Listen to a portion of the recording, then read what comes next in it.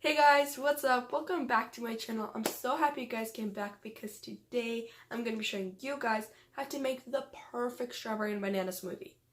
Most of you probably have a big list of goals you want to achieve in the year of 2019, and one of them is probably being healthy. I know that's my goal. Anyways, this smoothie is definitely not the healthiest, but it's good and creamy and just delicious, so I decided to share this recipe with you guys.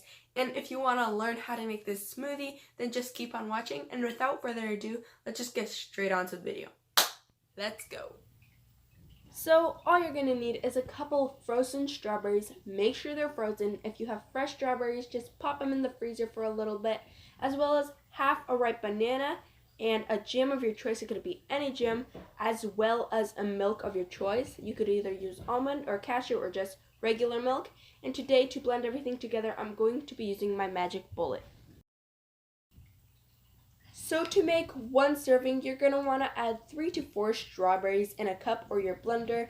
I'm going to add more milk to mine, so I'm going to add 4 strawberries, as well as half a ripe banana. If it has brown spots, use it. That's when they're the best and the sweetest, but I add just this ripe banana, so I'm just going to use it, as well as a spoonful of any jam of your choice. I honestly do not know what jam this is, as well as milk.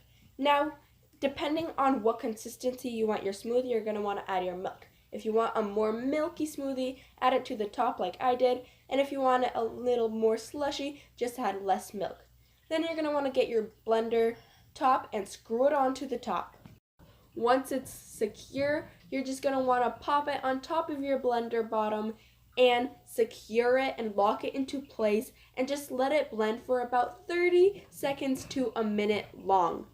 It should turn this pale pink depending on how much strawberries and how much jam you added. But once it's all mixed, you're going to want to take it off your blender bottom and screw off the top of your cup or the blender you're using, and then just enjoy your smoothie. It's so delicious and creamy, and I love this. It's really not the healthiest, but it's so good and delicious. As you can see, mine's a bit more liquidy, but if you want yours more stiff, you could either add less milk or more strawberries.